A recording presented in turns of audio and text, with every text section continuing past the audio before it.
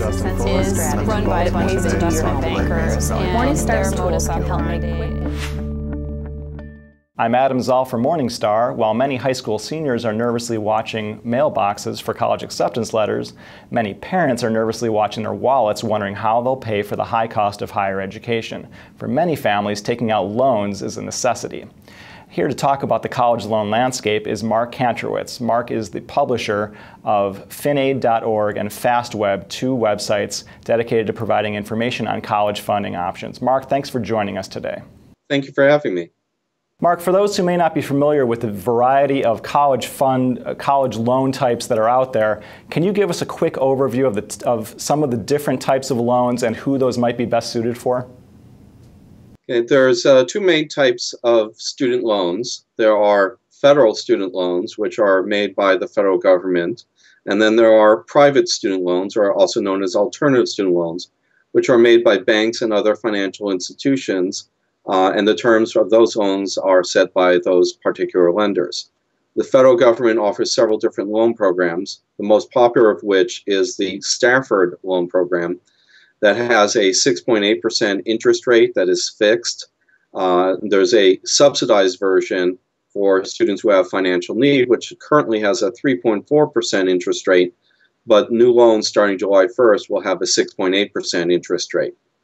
There's also parent loans, such as the Parent Plus loan, which is a federal loan made to parents of undergraduate students, and the Perkins loan, which is made to students with exceptional financial need. For families who are trying to figure out which of these different kinds of loan types is going to be the best fit for them and their circumstance, where would you recommend starting your research? Well, they should borrow federal first, because the federal loans are cheaper, more available, and have better repayment terms than the private student loans. Even though the 6.8% interest rate on the Stafford loan may seem high compared with home equity loans of 4% or even less, the federal loan has a fixed rate, whereas those other loans have variable rates. And right now the interest rates are in a usually low interest rate environment. They have nowhere to go but up. The equivalent fixed rate to a variable rate loan involves adding 4 or 5 percentage points to that interest rate. Plus, the home equity loan is secured by the home. If you default on that loan, you can lose the home. Whereas if you default on a student loan, they can't repossess your education. So there are different mix of risks. Also, the federal loans offer a variety of repayment benefits, such as deferments and forbearances, income-based repayment, and public service loan forgiveness that aren't offered by the private student loans. What are some of the factors that help determine college loan availability for students? Well, for the Stafford loan, it doesn't look at your credit score. All you have to be is a U.S. citizen or a permanent resident, and you're eligible for these loans. There's two types of Stafford loans, subsidized and unsubsidized. The subsidized loans are based on financial need. The unsubsidized loans are available to anybody without regard to financial need. You can be rich and still get these loans. The subsidized loans, the main difference between them and the unsubsidized loans is the government pays the interest on the subsidized loans while you're in school. Now, with the Parent Plus loan does depend on the borrower's credit history. It's a very modest credit check. It's looking for the absence of an adverse credit history, such as having had a bankruptcy, discharge, or foreclosure or repossession in the last 5 years, or a current delinquency of 90 or more days on any debt. It doesn't depend on debt-to-income levels. It doesn't depend on your credit score. It's fairly easy for most families to qualify for that loan. Private student loans, on the other hand, do depend on your credit score, and many of them require a credit-worthy cosigner, since few students have enough of a credit history or good enough of a credit history in order to qualify. And along those lines, what are some of the considerations that families should be asking themselves in terms of deciding whether to take out a parent loan or a loan in the student's name? Well, the main consideration should be cost. The student loans are less expensive than the parent loans, so you should line up the loans according to the interest rates and pick the loan with the lowest interest rate first. The Stafford loan has annual and aggregate loan limits. For a dependent undergraduate student, it starts off with a $5,500 annual loan limit. And that increases to $7,500 when the student is a junior or senior in college. That may not be enough money to pay for the college costs, in which case the Parent Plus loan is a reasonable option. It's available up to the full cost of education minus other aid received. Something that should be paid attention to, though, is to not borrow too much money to pay for school. If you find yourself with no choice but to borrow from a Parent Plus loan program or a private student loan program, that may be a sign that you're overborrowing and should consider ways to reduce that debt.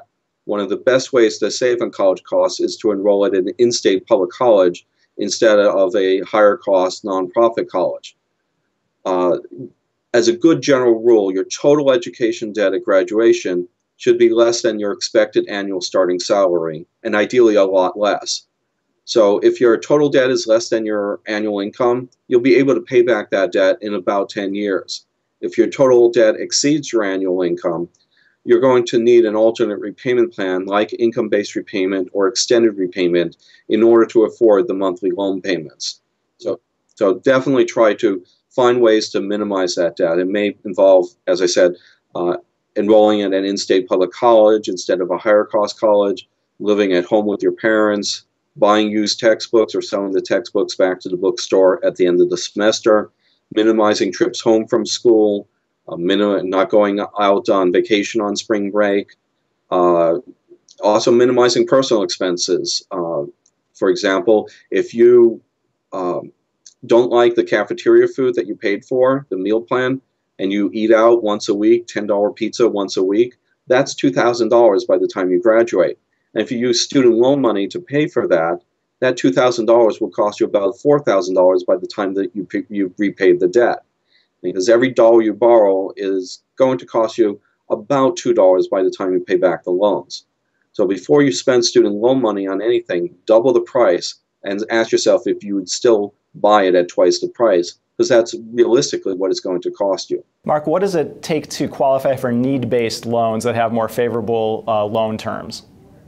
Financial need is the difference between the cost of attendance, the total cost of college for 1 year, and the expected family contribution, which is a measure of the family's financial strength. Obviously, the lower your expected family contribution, the greater your financial need, but also the higher the cost of attendance, the higher your financial need. So low-income students will probably qualify for a subsidized Stafford loan at any college, while middle and upper-income students will only qualify for subsidized loans at the more expensive colleges. I know that Chase recently announced that it's not going to be accepting any more new private student loans. Do you see a trend away from the private loans and towards more of the publicly available loans? Well, the JP Morgan Chase and US Bank both recently ended their private student loan programs. I think that's the last of the lenders leaving the private student loan programs for now. During the credit crisis, a lot of non-bank lenders left the student loan programs. So today we have mostly banks offering private student loans. There was also a shift from private loans to federal over the past few years. In 2008, the federal loan limits were increased, and the annual and aggregate loan limits on federal education loans were increased for the first time since 1992. And that led to a shifting of borrowing from private loans to federal. Back then, almost a quarter of new loans were from the private student loan programs. Today, less than 10% of new loan volume comes from private student loans. Well, Mark, thanks for being with us today and sharing your insights on student loans. Thank you for having me. For Morningstar, I'm Adam Zoll.